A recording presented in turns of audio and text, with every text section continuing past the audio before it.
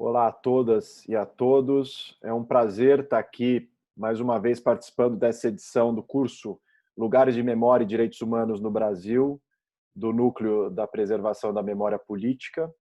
Essa edição online não poderia ser diferente por conta dessa pandemia que a gente está vivendo, mas acho que isso possibilita, inclusive, que esse curso atinja mais gente, repercuta mais por conta desse formato.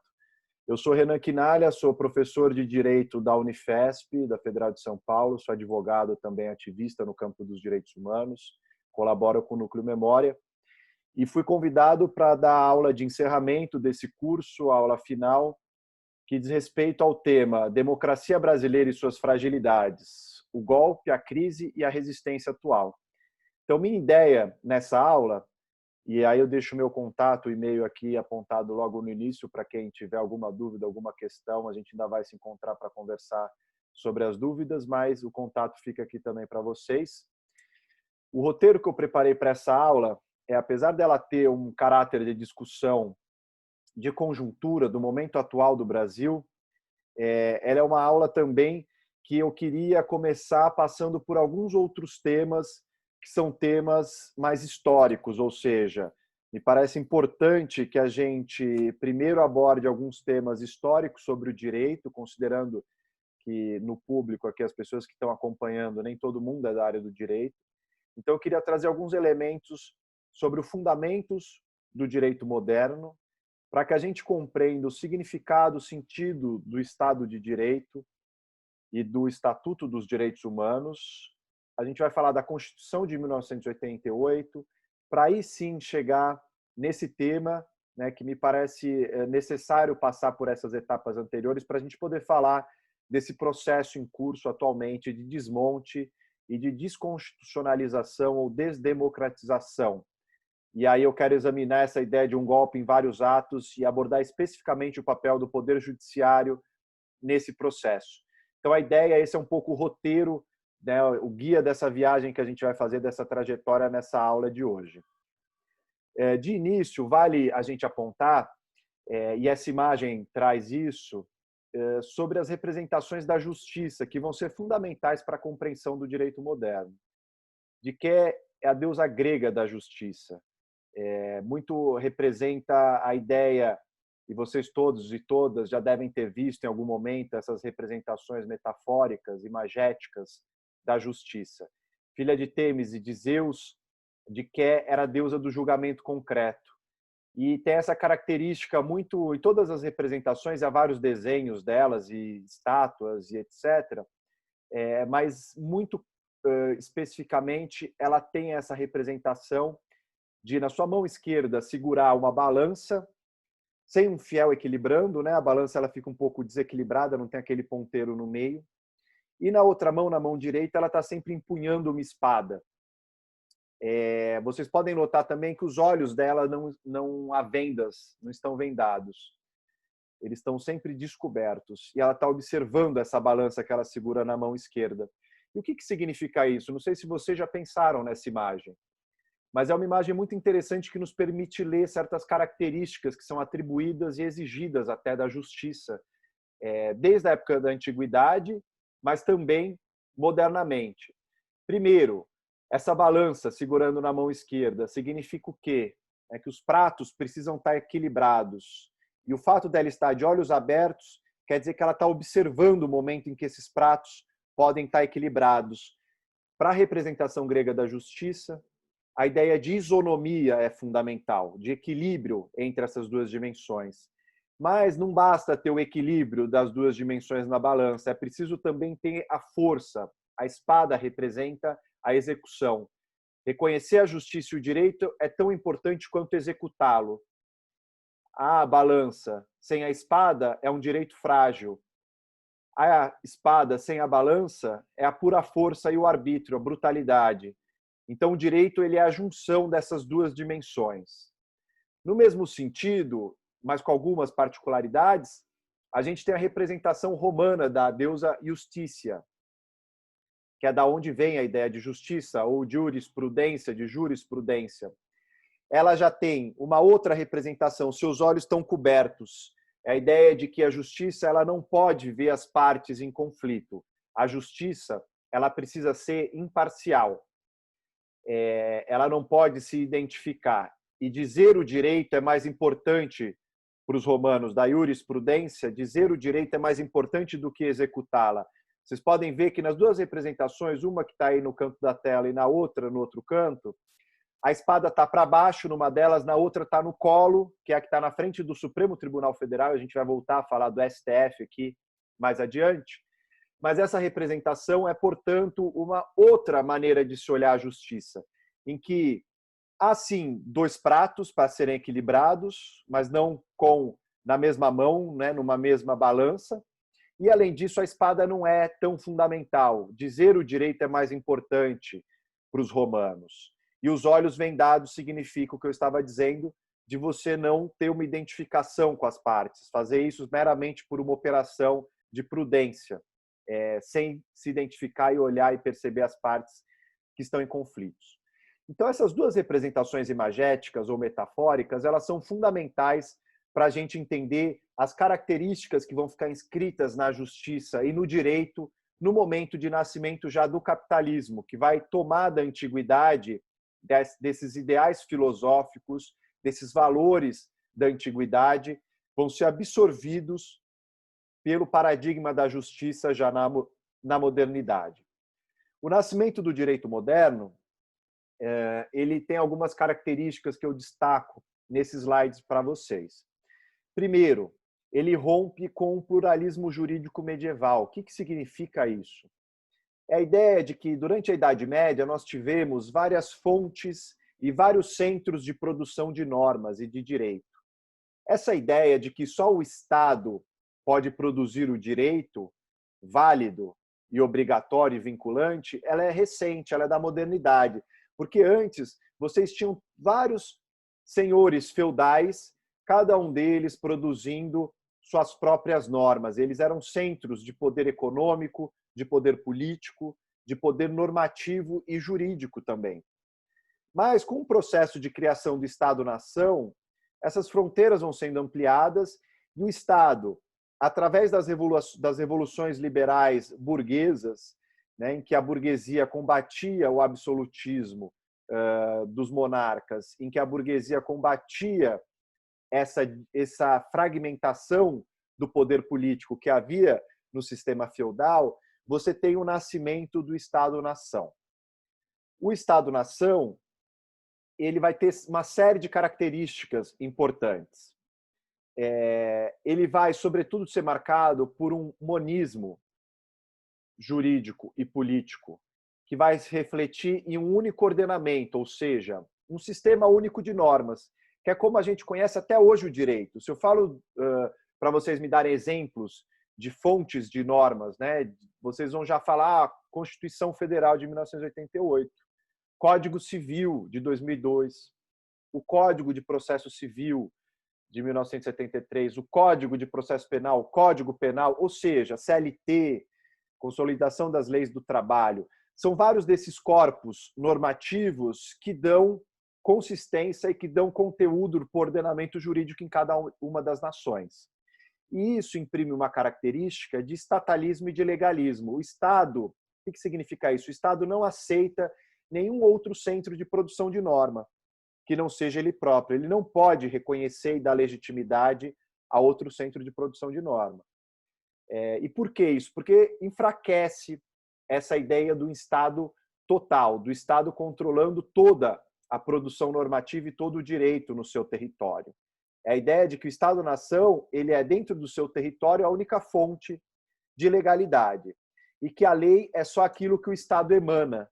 Então, não pode ser reconhecido como lei alguma coisa que um grupo social determinado estabeleça. Um exemplo disso, para deixar mais clara essa discussão e mais concreta, é no caso, e tem estudos de sociologia do direito, Boaventura de Souza Santos, que é um grande sociólogo do direito português, talvez vocês já tenham ouvido falar do Boaventura, ele é um dos fundadores do Fórum Social Mundial e de outras experiências importantes. O Boaventura fez o doutorado dele em favelas cariocas, justamente analisando como ali aparecia nos anos 70 já centros de produção de norma que rivalizavam com o Estado. O que a gente muitas vezes chama de Estado paralelo, né? Ou, enfim, grupos que se arvoram no direito de colocar normas de convivência dentro das suas comunidades, e o Estado precisa disputar o território e precisa disputar essa legitimidade com esses grupos. Por isso que o sociólogo do direito, sociólogo em geral, enfim, um grande teórico da sociologia, mas também que contribuiu muito para a sociologia do direito, Max Weber, ele vai dizer que a legalidade ela aparece como uma forma predominante da legitimidade no capitalismo. O que significa isso? Ele diz que tem vários modos de legitimação do poder, das pessoas obedecerem o poder. Não sei se vocês já pensaram nessa questão, que é uma questão super relevante, né? Por que a gente obedece? Por que a gente respeita uma norma, respeita uma autoridade? E o Weber, ao analisar isso, esse assunto, ele diz que há dominação carismática, vários tipos de dominação mais tradicionalista, que se respeita a autoridade por uma crença divina, enfim, por uma série de razões. Mas ele diz, para a modernidade, é mais importante a dominação racional legal. A gente entende que é preciso respeitar a autoridade porque ela age de acordo com a lei, e que a lei é a representação, a lei é a emanação, é a entificação da vontade geral, da vontade popular. Isso vai passar por vários teóricos do contratualismo, isso vai passar na modernidade por uma série de pensadores para expressar essa ideia de que nós obedecemos porque o Estado tem o monopólio da violência e o monopólio da produção da lei. E o direito moderno ele vai ser muito marcado por isso. Além daqueles valores da justiça que eu estava dizendo antes em relação à antiguidade clássica, também vai haver essas características de um Estado moderno que é marcada pelo pensamento, pela ideologia liberal. E o que significa essa ideologia liberal? Ela afirma que os indivíduos, primeiro que há essa característica de uma individualização da sociedade que não havia até então, né? O indivíduo enquanto uma mônada, enquanto um ente concreto que tem seus direitos reconhecidos, isso não existe desde sempre na humanidade, né? A gente viveu de outros modos e com outras representações de sujeitos que não essa individual. E no liberalismo surge essa ideia de um direito universal e abstrato entre esses indivíduos atomizados. Então, o capitalismo que produz esse liberalismo, ele fragmenta os indivíduos todos no mercado e nós viramos uma série de indivíduos proprietários e contratantes, ou seja, que detêm posse e propriedade de bens e que vai até o mercado para poder fazer contratos e trocar esses bens. Isso é uma dinâmica própria do capitalismo que não havia durante a Idade Média e nem na Antiguidade. Não havia de modo generalizado, como a gente tem no capitalismo. Isso acontece, inclusive, no mercado de trabalho, que o indivíduo, tendo sua força de trabalho, ele vai vender a sua força de trabalho para um empregador, para um empresário, que vai explorar essa força de trabalho, e tem um contrato de trabalho para isso. Então, você tem uma dinâmica de um direito universal, como se todo indivíduo fosse igual, é a igualdade formal de todos perante a lei, que é alguma coisa muito clássica da época da modernidade, que vem a partir das revoluções liberais, da Revolução Francesa em 1789, que a gente vai falar adiante, da independência norte-americana de 1776, dessas declarações de direitos que são as cartas fundamentais dos direitos humanos. Quem tiver interesse, fica uma referência muito bacana, que é o trabalho da Lynn Hunt, uma historiadora norte-americana que estuda a história francesa e a história dos direitos humanos, e ela tem um livro que está publicado em português pela Companhia das Letras, que se chama A Invenção dos Direitos Humanos, em que ela examina esse processo das primeiras cartas de direitos humanos e como foi possível, em sociedades que eram profundamente desiguais, que eram sociedades da Idade Média, você imaginar, você criar um horizonte de igualdade entre os cidadãos, de uma promessa liberal de igualdade de todos perante a lei.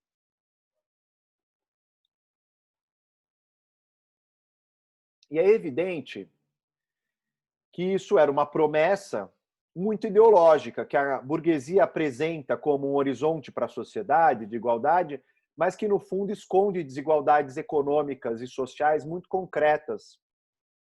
E que a gente vai abordar um pouco isso adiante. Mas o que eu quero que vocês retenham desse início, da nossa conversa é que, de um lado, o direito moderno ele vai beber na antiguidade clássica, nesse sistema de valores, de filosofia mesmo, de ideias que vem lá da Grécia e da Roma, e, de outro lado, ele vai, a partir das revoluções liberais burguesas, que retomam algum desses princípios da antiguidade, já vão aparecer num outro contexto de o Estado-nação se afirmando, depois das revoluções liberais burguesas, contra o poder dos monarcas.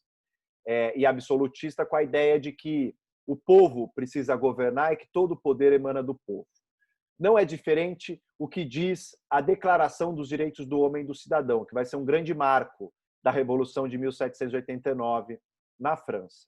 Ela já começa dizendo que os homens nascem e são livres e iguais em direito. A ideia de que todo o poder emana do povo, o povo transfere esse poder para os seus representantes eleitos, as assembleias francesas eram para isso, é dali que vem a ideia de direita, de esquerda também, quando na Assembleia os revolucionários se sentavam à esquerda e outros grupos se sentavam à direita, como o clero e a nobreza, e o povo mesmo se sentando à esquerda da Assembleia Constituinte. E ali você vai ter a discussão de uma série de regras, de normas de direitos humanos que vão ser fundamentais. Mas, e vocês veem ali embaixo dos representantes do povo francês que vão assinar isso, são eles que vão dar o poder, então vejam que o poder ele muda de centro de gravitação. Não é mais uma figura divina que vai conceder o poder, não é mais um monarca que vai conceder esse poder, mas é o povo, por meio dos seus representantes escolhidos, que vai poder exercer o poder do Estado. E isso é algo muito importante. Você muda a titularidade do poder. E isso é operado a partir desse momento com as revoluções liberais burguesas, com todos os limites que elas têm, mas elas também tiveram essa contribuição. Em relação aos limites, é importante dizer quem são esses humanos dos direitos abstratos. É evidente que não eram todas as pessoas. Os habitantes das colônias francesas, por exemplo, não eram reconhecidos como cidadãos. As mulheres não eram reconhecidas como cidadãs. Não era um reconhecimento aberto da cidadania. Tanto que Olympe de Gouges, que é essa mulher da foto, uma ativista da Revolução Francesa, ela vai fazer como uma provocação a Declaração de Direitos da Mulher e da Cidadã. Ela vai contrapor aquela anterior, que era direitos dos homens e do cidadão, e já vai começar a sua declaração dizendo que a mulher nasce livre e permanece igual ao homem em direitos. Se a mulher permanece igual ao homem, já quer dizer que tem uma diferença entre a mulher e o homem aí. E as mulheres, de fato, ficaram fora dessa cidadania universal dos direitos humanos durante muito tempo. Vão adquirir o direito ao voto só no fim do século XIX e começo do século XX, em vários países, no meio já do século XX. Vão ter direitos trabalhistas, possibilidade de trabalhar como os homens, muito mais tardiamente. Até hoje tem desigualdade no mercado de trabalho em relação a homens e mulheres.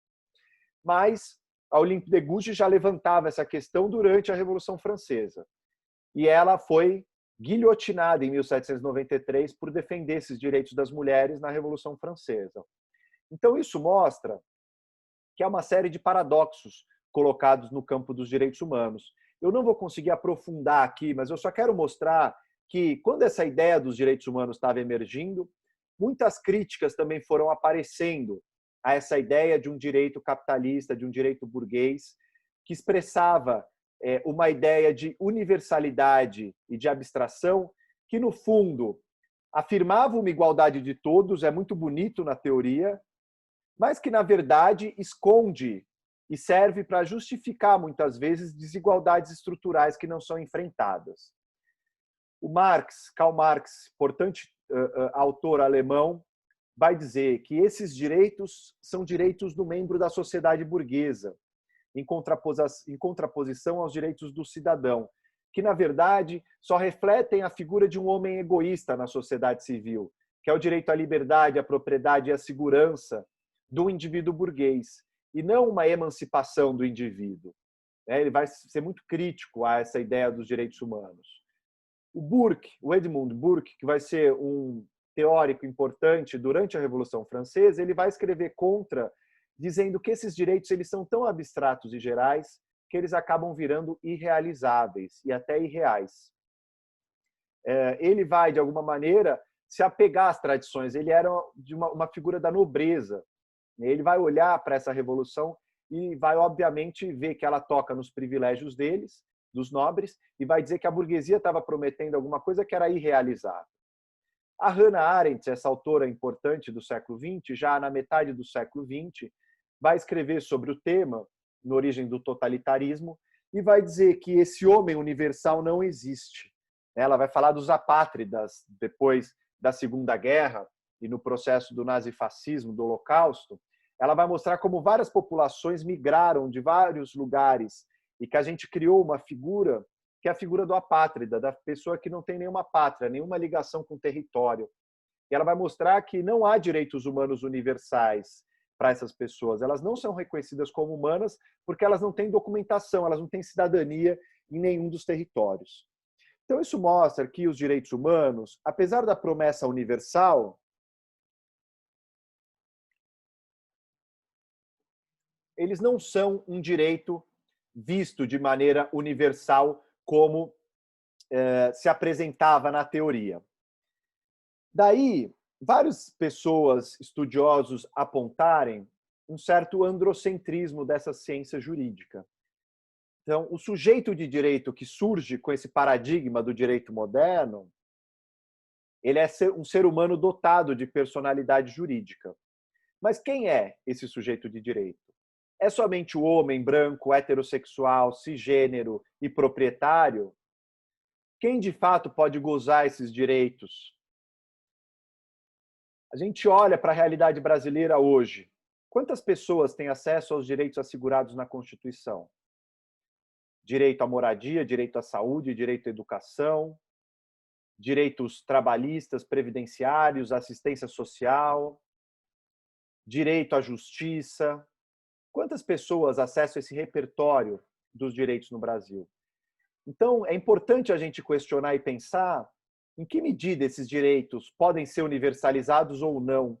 Até que ponto essas promessas liberais de inclusão, elas são possíveis sob o capitalismo? O direito, e essa é uma questão importante para quem trabalha com direito, ele é um instrumento de transformação social, de mudança, de mais cidadania, ou ele é um instrumento de conservação da sociedade? Essas são questões importantes para a gente refletir e pensar nos limites do direito na nossa sociedade. Aí vocês podem perguntar, e o Brasil, Renan, enquanto isso, o que estava acontecendo? O Brasil passava por um processo não muito diferente. Apesar da nossa característica de subdesenvolvimento e colonial, o Brasil também importou uma ordem liberal, ou seja, nós importamos esses valores. Obviamente que importamos de uma maneira muito, entre aspas, e muito limitada. Se a gente pegar a Constituição de 1824, ela reproduz vários desses elementos, dessas normas do momento das revoluções liberais que aconteceram pouco tempo antes na Europa, mas a gente vivia numa sociedade bastante diferente, em que havia uma tripartição de poderes tentando reproduzir essa organização moderna do Estado, um direito legítimo porque vem do Estado, com representantes eleitos, mas ali, aqui no Brasil, não era tão eleito assim, você tinha um voto censitário, que era só quem tinha dinheiro, e muito dinheiro podia pagar, só podia ser votado e votar homens extremamente ricos, os negros não tinham nenhum direito, eram escravizados. Não à toa o Roberto Schwartz vai escrever um texto clássico sobre as ideias fora do lugar, sobre a literatura do Machado de Assis, em que ele vai explorar essa tensão entre liberalismo e escravidão no Brasil. A gente nunca conseguiu fazer com que o liberalismo funcionasse da mesma maneira, porque o liberalismo ele é cínico no Brasil, ele esconde claramente, se ele já é ilusório lá fora, no Brasil ainda mais, porque a gente ainda tinha escravidão e a gente estava defendendo o liberalismo, que é o regime que defende a liberdade individual, os direitos individuais dos sujeitos, para se contratarem no mercado de trabalho. O cerne do liberalismo é também um trabalho livre, e a gente estava fazendo vomitando o liberalismo com escravidão, né? Isso é uma contradição muito patente no caso brasileiro. E a gente tem dois modelos desse liberalismo que o Brasil vai beber dos dois para a nossa formação do Estado e do direito aqui. De um lado, o norte-americano, mais liberal, e do lado francês, uma coisa mais republicana. O que isso significa? Nos Estados Unidos, você não tinha um monarca. Os Estados Unidos faz uma revolução liberal e sua independência contra o poder colonial da Inglaterra. Você não tinha exatamente uma estrutura de nobreza, de corte, de monarquia igual à da francesa. Os Estados Unidos era uma colônia e você tinha uma série de polos de poder ali. Você não tinha um poder unitário, eram conhecidas como as 13 colônias. Nessas colônias, aconteceu muito de haver, as maiorias conseguiam ter representação nessas colônias, né, nessas assembleias locais, e aprovavam leis que favoreciam a própria elite daquele lugar. Então você tem esses casos de pagamento de impostos e vários outros que essas elites se beneficiavam tomando o poder através de aprovação de leis que as favoreciam. Então, quando vem a independência norte-americana, eles querem tomar muito cuidado com uma tirania da maioria. Por quê? Porque essas maiorias podiam chegar no poder político, ter uma maioria ali e aprovar as leis só do seu interesse, violando direitos de outros grupos. Por isso que, no caso dos Estados Unidos, a gente vai ter um liberalismo de tentativa de controle do poder, que até hoje vai se refletir, né, de um poder controlando o outro, de um judiciário muito forte, como um poder que controla os atos do poder executivo e as leis aprovadas pelo parlamento. Os modelos de controle de constitucionalidade, que a gente vai falar mais adiante, ou seja, do judiciário controlando os atos normativos dos outros poderes, tem raiz nesse modelo institucional norte-americano.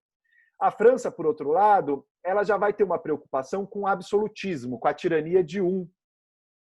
Vocês lembram, né, da representação da tirania, né, do Luís XIV?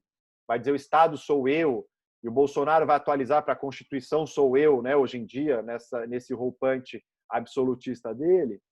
Mas ali na França, a preocupação e a Revolução Francesa é feita para guilhotinar o monarca, né, tirá-lo dali daquele lugar. E poder colocar no lugar do monarca, como centro do governo, o parlamento. Porque o parlamento é o lugar da vontade geral, da vontade popular, dos representantes escolhidos pelo povo para exercer o poder em seu nome. Então, essa é uma diferença. Enquanto na França era a tirania do um que se atacava, nos Estados Unidos era uma tirania da maioria.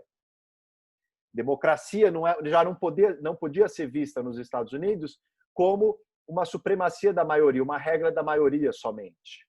É uma regra da maioria, mas precisa ter controle, porque muitas vezes essa maioria pode querer perseguir grupos minoritários que não têm o mesmo poder político. Então é preciso defender. E quem faz isso? A própria Constituição e o Judiciário, que colocam limites para a política e para as maiorias. Tendo isso claro, e essa parte era a parte mais conceitual, primeira metade dessa aula, eu quero passar para a Constituição de 88 e chegar hoje. Esse breve panorama histórico que eu dei, evidente que tem coisas muito mais complexas.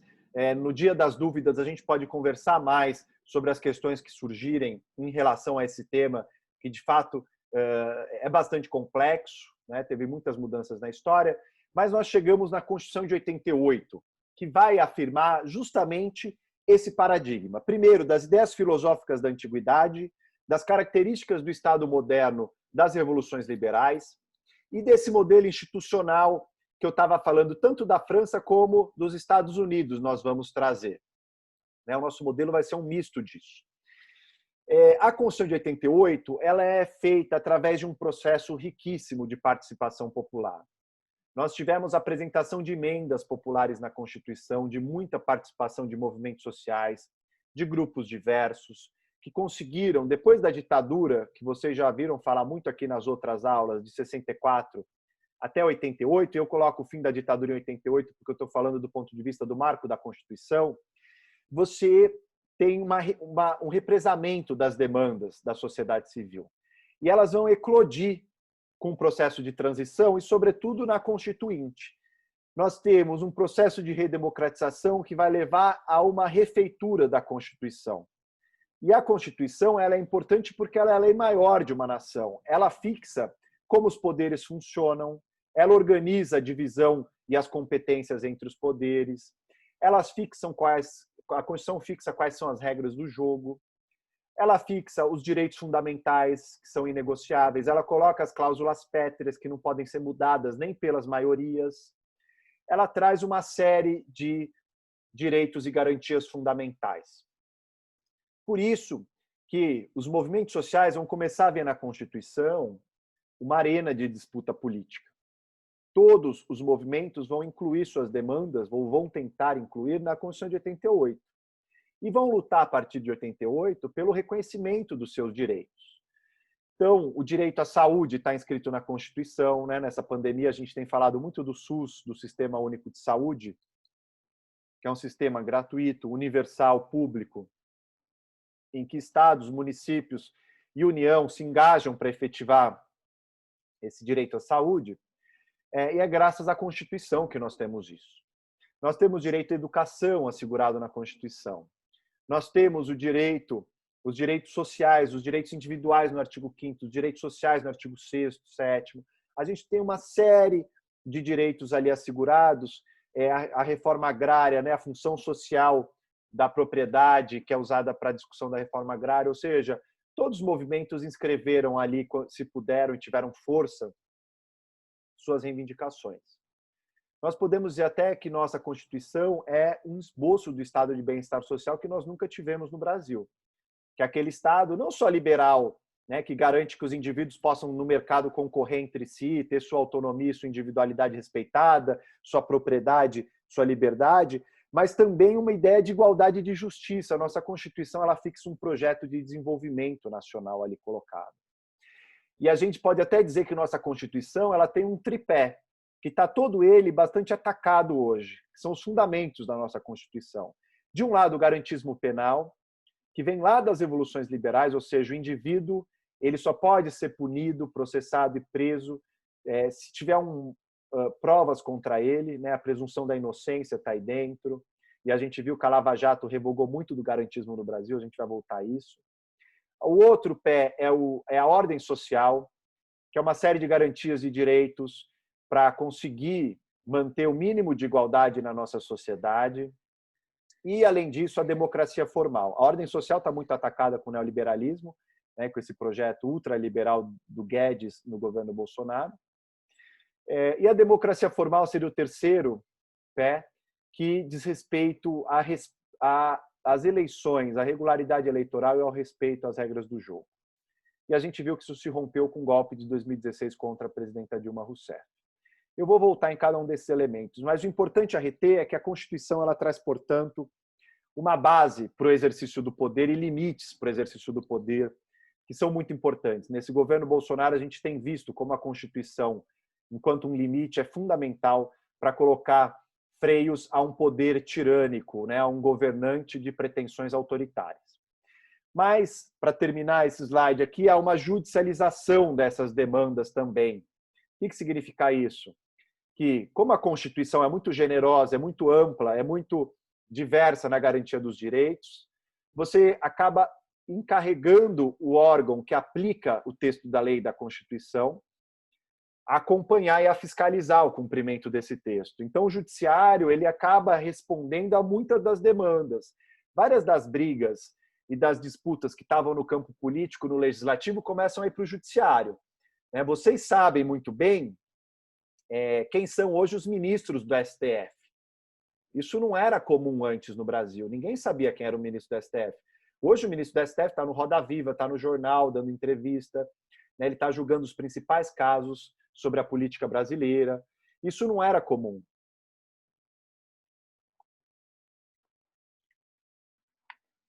Isso não era comum. Não havia essa presença pública dos juízes da Suprema Corte. Por que elas aparecem? porque cada vez mais os conflitos e as grandes questões são levadas para o Poder Judiciário. É o Poder Judiciário quem tem que responder e que tem que dar uma solução e uma decisão. Muito porque o Legislativo não faz a sua função, e porque a Constituição ela é muito ampla e o Judiciário que interpreta o texto da Constituição. Então, essa Constituição de 88, ela é um patrimônio importantíssimo na história política brasileira. Ela é a nossa Constituição que foi feita com mais participação popular, com mais vontade e gana de defesa dos setores populares, né, com mais consagração de direitos, com mais preocupação utópica mesmo com a igualdade, com a justiça social. Aí você pode dizer, Renan, mas a Constituição ela nunca valeu para todo mundo, ela sempre foi limitada, sem dúvida. Mas ela tem um papel fundamental. Quando a gente consegue lutar com o apoio da Constituição, a gente tem um argumento muito forte, jurídico e político, no debate público. É diferente de quando a gente só apresenta uma reivindicação que não tem lastro na Constituição. Por isso que os setores conservadores sempre miraram na Constituição de 88. O Bolsonaro toda hora fala mal da Constituição e critica a Constituição porque ela coloca limites, de fato, ao poder do Executivo. E isso é fundamental no momento em que a gente tem governantes despreparados e sem condição de respeitar as regras do jogo. Ele precisa ser enquadrado no limite do texto da Constituição. Só que essa Constituição ela está sendo muito atacada e a gente, por isso que exige uma preocupação muito grande, esse é o tema principal dessa aula nossa de hoje, que eu quero falar sobre esse golpe em curso. São vários momentos. O golpe, para mim, não é só o que aconteceu afastando a deposição ilegal da presidenta Dilma Rousseff, chamado de impeachment também por alguns setores. O golpe, para mim, ele é todo esse golpe contra a Constituição. Não é golpe contra uma presidente específica ou contra um setor, mas é golpe contra o projeto constitucional de 1988, que é tão importante, que incorpora isso que tem de mais elevado, de mais bonito que o direito conseguiu construir durante todo esse tempo que a gente viu nessa breve retrospectiva aqui. Esse golpe eu queria trazer em 3 atos. Primeiro, um golpe contra o garantismo, que é esse tripé, um dos pés desse tripé da Constituição. O julgamento do Mensalão em 2005, que vocês devem se recordar, que justificou um monte de excepcionalidade para atender às demandas populares por justiça. Se criou uma figura do populismo penal, que é muito forte no Brasil, se alimentou isso, de que vale qualquer coisa para a gente garantir a justiça e combater a corrupção. Em nome do combate à corrupção, se sacrificaram os direitos, o devido processo legal, o contraditório, a defesa das pessoas. Com o linchamento midiático, isso ainda mais se agravou. E a Lava Jato, em 2014, ela reproduziu isso. A Lava Jato, que vem no bojo de uma série de críticas ao governo, de desgastes do PT, das manifestações de junho de 2013, enfim, não cabe aqui aprofundar isso, mas ela retoma procedimentos de exceção do Mensalão, que o STF instaura e naturaliza. Ela aprofunda certos mecanismos, que a gente já vai falar um pouco adiante das fragilidades, mas que atingem diretamente o garantismo. Princípios básicos liberais, que não são recentes, são antigos, desde a Revolução Francesa. O direito ao devido processo legal, a presunção da inocência, o direito à defesa e ao contraditório. A gente rompeu com esse paradigma que está consagrado na Constituição de 88 através de decisões do próprio Judiciário, que deveria aplicar a Constituição e fortalecer a Constituição, mas a estava enfraquecendo. Segundo ponto, que ataca o segundo pé, que é a ordem social da Constituição. A Constituição, como eu disse, ela tem uma ordem social de desenvolvimento inclusivo, de justiça, de distribuição de renda. Nossa Constituição, ela vincula nossos poderes públicos a se comprometer em relação ao combate à pobreza, ao desenvolvimento nacional, à igualdade entre todos.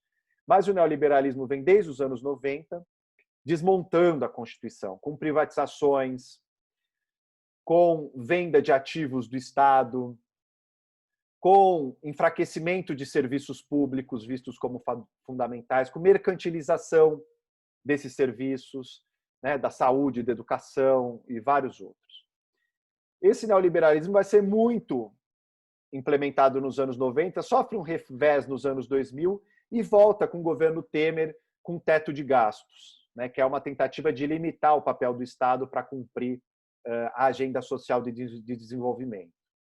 E no governo Bolsonaro isso se aprofunda ainda mais, né? A agenda ultraliberal, alguns chamam, não mais de neoliberalismo, mas de ultraliberalismo do Paulo Guedes, é de vender todo o Estado, de privatizar tudo, de desproteger toda a população, de cada um cuidar de si, né? Um capitalismo selvagem. Terceiro ponto, que é da democracia formal. A gente achava que no Brasil, a gente tinha tido desde a Constituição uma redemocratização, e que pelo menos uma regra de ouro da democracia, que é muito elementar, muito formal, que é quem ganha uma eleição leva, governa e a oposição espera e disputa a próxima eleição e pode ganhar a próxima eleição e aí assume a oposição, que é uma alternância de poder natural em democracias, a gente achava que isso estava garantido. O impeachment de 2016, que na verdade foi um golpe, porque não houve lastro legal para esse impeachment, não tinha crime de responsabilidade configurado, né? Aquela história para boi dormir da pedalada fiscal, né? A gente sabe hoje como isso foi um argumento criado de ocasião para poder afastar a presidenta Dilma Rousseff. Aquilo ali rompe com esse pacto mínimo democrático formal de alternância de poder. E a prisão do Lula, sem elementos de prova, e que a gente viu também pela Vaza Jato, que eu vou falar adiante, teve uma série de manipulações, foi enviesada, teve um claro caráter de tirar Lula do jogo eleitoral, né? Então, isso tudo mostra que esse outro e terceiro elemento do tripé foi atacado por esse processo recente. E tudo isso, esse golpe vai consumar em várias dimensões, esse golpe, portanto, contra a ordem constitucional, vai culminar com a eleição em 2018 do Bolsonaro. A agenda principal desse golpe é, de um lado, número um, autoproteção do sistema político, em falar que é proteger o país da corrupção, na verdade, é chafurdar o país na corrupção. Bolsonaro está aí para mostrar isso, a maneira como ele está dando todos os seus cargos para o Centrão, né, e negociando o que ele dizia que não ia fazer, criando ministérios, dando presidências de bancos, de empresas estatais e assim por diante. Segundo, um golpe contra a diversidade e também os direitos humanos. Essa é uma agenda fundamental. Bolsonaro tem revogado várias garantias, atacado minorias e grupos vulneráveis. Bolsonaro tem atacado os direitos humanos sistematicamente. Ele tem a Comissão da Anistia, a Comissão Especial sobre Mortes e Desaparecidos Políticos, que lidam com essa questão da memória política da ditadura, estão sendo não só desmontadas, mas estão tendo seus sinais invertidos, né? Estão querendo rever o que é ditadura, rever quem foram os perseguidos, né? Apresentar a ditadura como algo positivo, as vítimas da ditadura colocadas como terroristas, né? Ou seja, há toda uma agenda contra a diversidade dos direitos humanos. E, por fim, esse desmonte total mesmo da ordem constitucional de 88. O governo Bolsonaro não esconde em vários momentos que, se ele pudesse, ele tirava a Constituição de lado e tentava governar sozinho sem ela. Isso é o que a gente pode chamar de um golpe permanente, que não é um golpe em ato instantâneo só, mas é um golpe que foi se renovando e que foi vários fatores e eventos e circunstâncias e intencionalidades desses atores foram se cruzando e convergindo para esse resultado que nós temos hoje no Brasil, que é muito trágico, né? Da eleição de um presidente extremamente despreparado, autoritário, e isso vários setores que apoiaram momentos específicos desse golpe, eventos específicos, como a Lava Jato, como o neoliberalismo, estão vendo a gravidade do que a gente está vivendo hoje. A democracia brasileira sofre uma crise muito intensa por conta do que a gente está vivendo hoje. E isso ficou mais claro para alguns setores depois que a Vaza Jato apresentou, né, uma série de trocas de mensagens em que ficou muito claro como que a Lava Jato ela era uma operação que justificava a excepcionalidade e revogava garantias penais dos cidadãos em nome desse combate abstrato à corrupção. E a gente vê que quem foi empoderado com a Lava Jato foi justamente esse setor mais corrupto da política brasileira. Ministro Sérgio Moro, que ficou até pouco tempo na segurança pública, ajudou o presidente Jair Bolsonaro a se eleger com a Lava Jato, colocando Lula atrás das grades e tirando ele da possibilidade de disputa eleitoral. justamente para depois ter um cargo no governo. Né? E isso agora fica muito claro, essa vinculação. Só que Sérgio Moro rompe com o governo porque o presidente mostra que também tinha intenções ali de interferir na Polícia Federal, e vocês estão acompanhando os desdobramentos atuais, eu não vou aprofundar em relação a esse caso. Mas e o papel do Poder Judiciário, portanto, nessa situação, né, em que a gente vê uma democracia que ela já não é mais rompida, ela não é mais atacada só de uma maneira abrupta, por um golpe no sentido tradicional, que vai às ruas, mas o golpe vem como um golpe permanente, né? Em vários episódios, em vários capítulos, como eu estou mostrando até aqui. Alguns autores vão dizer que a democracia sofre um processo com essa nova direita, essa extrema-direita mundial em vários lugares, em vários países, de corrosão interna, de degradação, de desdemocratização que vai desde dentro. Não tem um grupo que simplesmente vira a mesa do jogo, né, e que assume o poder, mas um processo interno de enfraquecimento das instituições de controle, da separação dos poderes, da Constituição, para poder haver a concentração de poderes nas mãos de alguém com pretensões de tirania.